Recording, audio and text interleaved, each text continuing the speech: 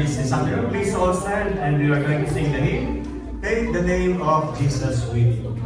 Take the name of Jesus with you. 3 verses of the hymn.